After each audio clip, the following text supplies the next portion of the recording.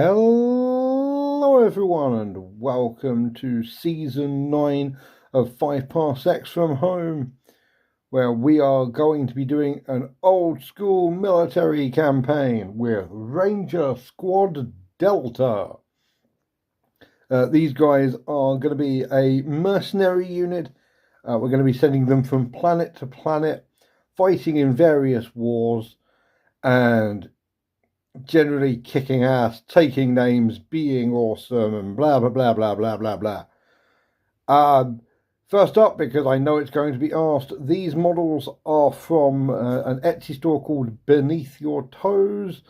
And yes, they are awesome. I really like all of these dudes. So, hell yes. Very cool, like military look to them all. Including this Arnold Schwarzenegger looking dude over here. Look at him, he's huge. So, yes, hell yes. The idea for this campaign is we're going to be using the faction system, see how that works. We're going to be going to different planets, dealing with the factions on the planet, specifically taking jobs for them, and hoping that things will go well. The factions seem interesting, but it's going to be more of an experimental campaign. I want to see how they work. And depending on how easy things go, I'm going to try doing a red zone mission with a 4-player team. So that could be fun. Current plan is to do that at about planet 40, but if things are getting too easy and boring, may go forward a bit. I doubt it, especially with elite level enemies. They are quite happy kicking my ass for an extended period. So, yeah. Let's meet the crew. We've gone for a military style.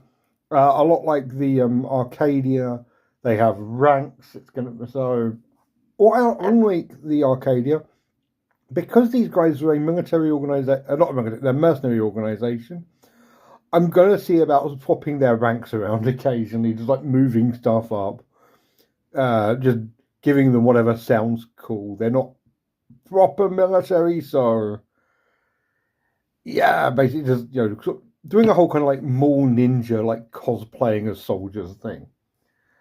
They are led by this dude here. He is Sergeant Carver Holland. He is a drifter. His motivation is truth, and his previous class was a bounty hunter. He's fast. He's pretty good in combat, and he's starting with a hunting rifle with a seeker sight and a beam light, which is going to make him a very good sniper.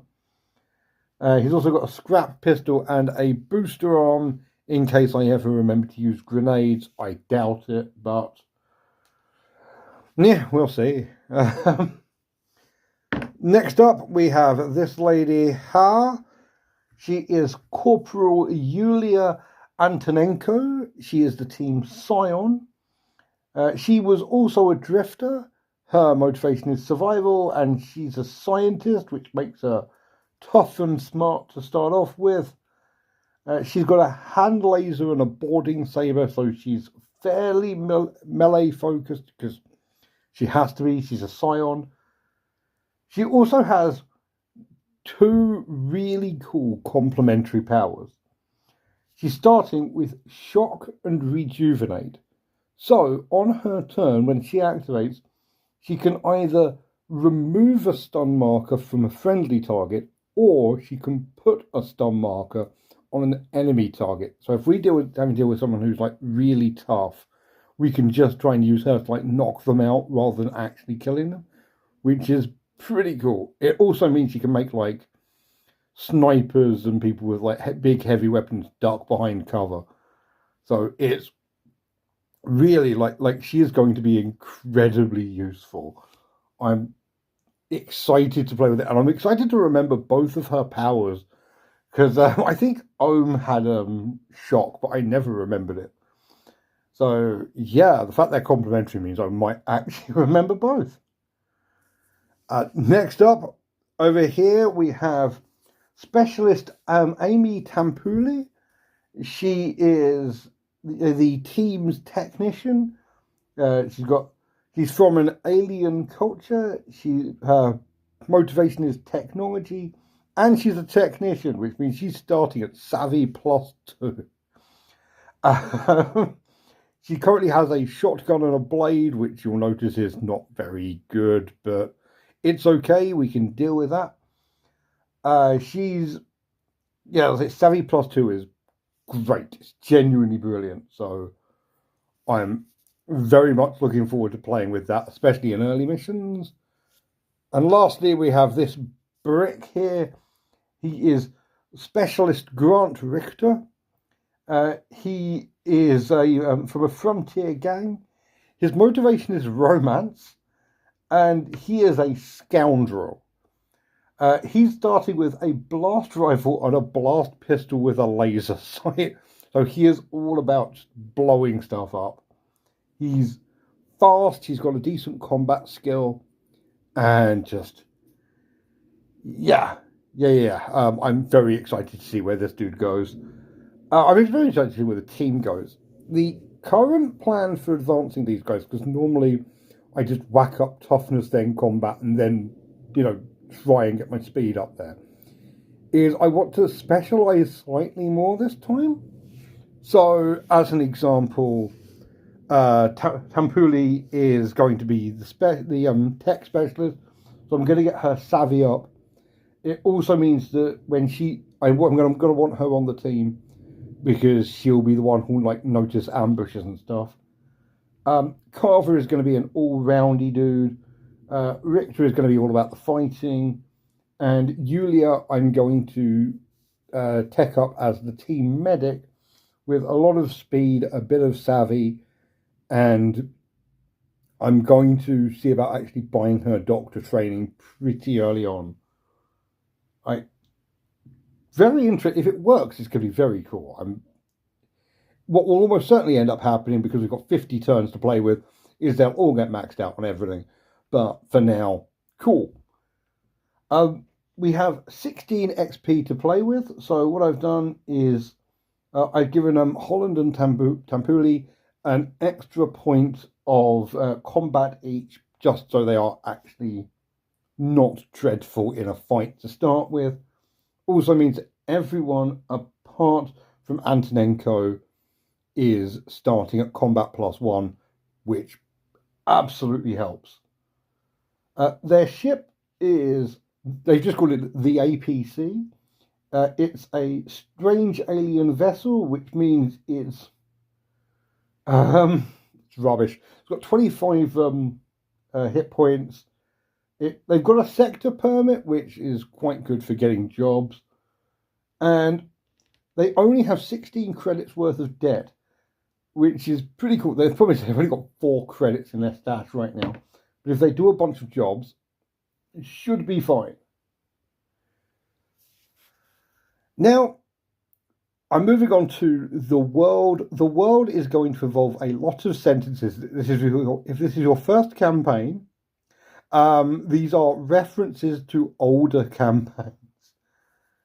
We are going back to XA 4253, sometimes known as Hyperborea. When we first saw it, it was in the Scions of Scratch campaign, and it was at that point it had just finished being terraformed, and it's essentially a water mine. It is an ice planet that is being drained of water to be sent to. That's what the entire point of the conflict is over. Currently, it is under a faction called the Hyperborea Waterworks Management, or HWM. They are a merchant cartel, and they want to make money by selling the water to nearby like mega cities like Macropolis, New Harbour, like like the cyberpunk hellhole sections. But they are currently in a bit of a sort of proxy war between mercenaries with the Angelic Choir, who is a name you may remember from the first campaign. They're essentially like a slightly more benign space Scientology. It's a lot easier to say that aliens exist when aliens provably exist. And yeah, the Angelic Choir want to distribute water to nearby worlds that need it, not necessarily the ones that can pay the most. So yeah, they are fighting with each other in big, cool, like sort of like edge runner mercenary battles with each other. The planet itself, because it is so well covered in corporations at this point, there is a constant fog, which this planet has just never got rid of. It had it in the last campaign, which is set like a decade ago. Still got it. And there is a medical science, which means it's actually cheaper to pay off injury terms, which is very, very cool. I'm very excited. So, as a broad strokes explanation, factions work like patrons for that planet that you can go to get jobs specifically from. They don't give you bonus pay, but you can rack up favors with them, and the favors give you cool stuff. So they are, I think, more interesting than patrons. But yeah, at the end of each turn, there's also a D100 table that you roll on for every single faction currently on your planet, and they will perform actions like around you. Like, your group is a tiny part of this. The factions are on entirely like planetary politics. If you do missions for the factions, then it means they can get a small bonus. And yeah, I'm not it's one of these things that I want to do this for this campaign because I want to see how it works in game. Reading it, I can just about see how it works, and I've explained what I think is going to happen. Outside of that, God knows. The plan is to, every 10 campaign turns, move to a new planet, generate new factions, and have them fight again. But yeah, so I'm interested to see how this goes. Basically, this is Hyperborea is tutorial town with 2 factions that I already know. After that, we're going to be going to new planets, new battlegrounds, new factions that we can like pick and choose who we ally with, and who we ally with do get bonuses, so important. But yeah, so the Hyperborean Waterworks Management is a merchant cartel.